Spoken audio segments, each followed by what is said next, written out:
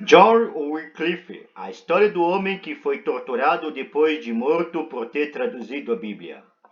A condenação de John Wycliffe à morte do início do século XV ocorreu quando o réu estava morto há 30 anos.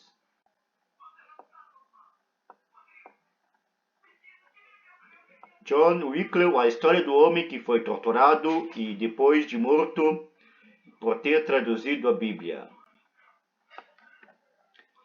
No entanto, mais de 10 anos após a condenação, seu corpo seria retirado do túmulo, os restos mortais acabariam queimados e as cinzas jogadas do rio Swift no centro da Inglaterra.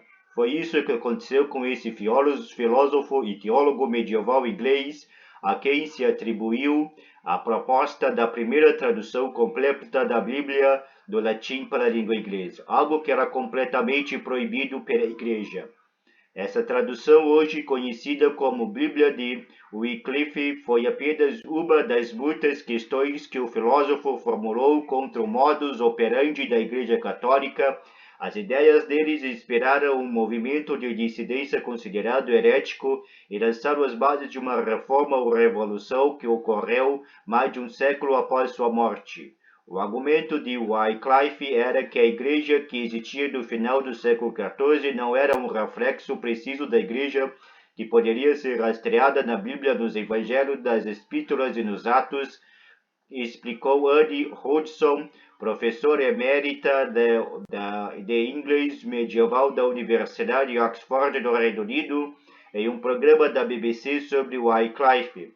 Segundo Hudson, o filósofo medieval não era fundamentalista de reforma alguma, pelo contrário, ele elaborou seus pensamentos a partir da discrepância que havia entre a riqueza material da igreja em relação à realidade social da época. Wycliffe buscava, com a tradução de texto sagrado, torná-lo mais acessível. O mundo ao redor. No mesmo programa, o filósofo Anthony Kenny, de Balliol College da Universidade de Oxford, lembrou que as primeiras obras e ensinamentos filosóficos de Wycliffe não refletem nada de heterodoxo ou herético, embora já houvesse nessa linha de raciocínio uma tendência que estava começando a definir esse caminho futuro.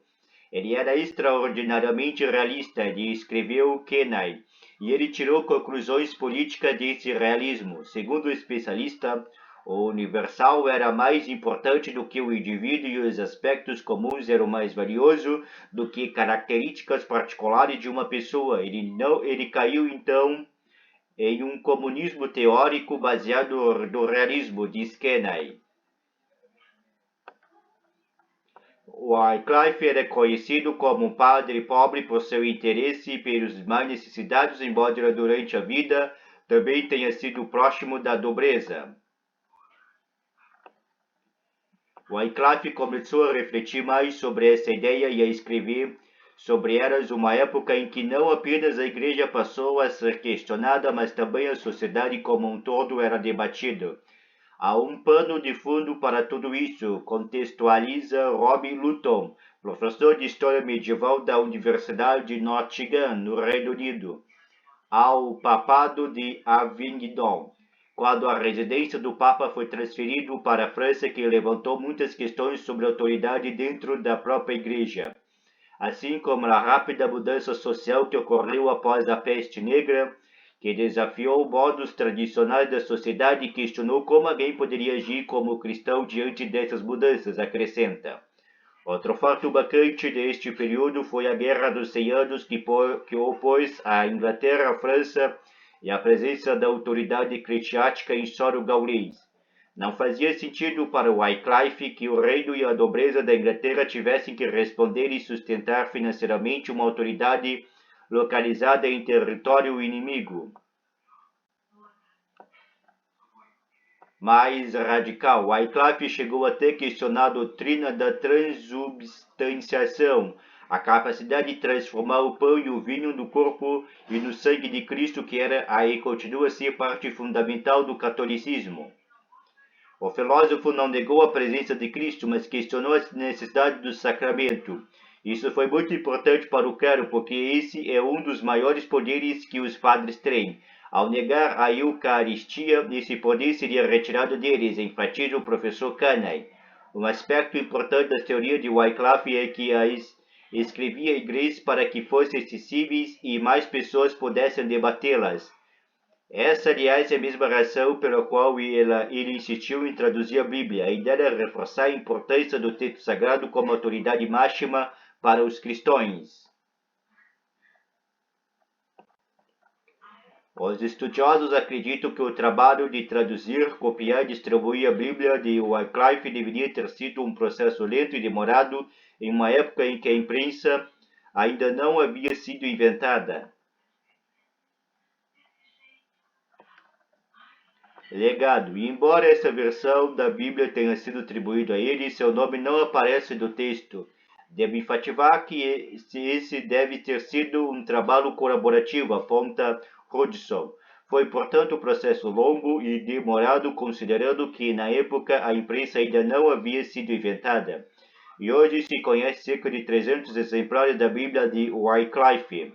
Muitas cópias foram produzidas e distribuídas muito depois da morte de Wycliffe em 1374 por um exército de seguidores das doutrinas dele e formaram um movimento conhecido como Lollards.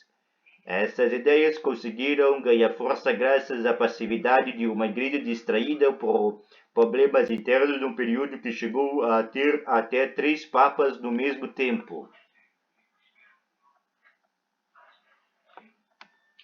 Na época de sua morte, em 1384, as doutrinas de Wycliffe já haviam inspirado as obras de Jan Hus e dado vida ao movimento dos Lollards. De fato, tal foi a influência de Wycliffe sobre outros grandes teólogos, como o tcheco Jan Hus e futuros reformadores, que o filósofo é considerado a estrela da manhã, como um dos precursores da reforma protestante. Porém, a igreja procurou resolver os problemas em 1414 por meio do Concílio de Constança, algo como uma cúpula de emergência formado para tentar unificar o papado. E uma das primeiras resoluções do concílio foi atacar aqueles que questionavam a autoridade das lideranças católicas.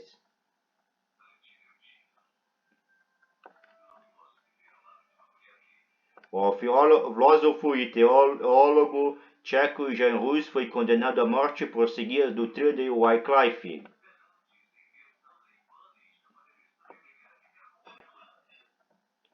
Hus foi condenado à morte e imediatamente executado, enquanto Wycliffe foi considerado culpado de heresia.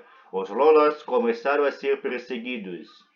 Embora tenha demorado até 1428 para que a sentença contra Wycliffe foi executada, os restos mortais dele foram exumados, queimados e jogados no rio.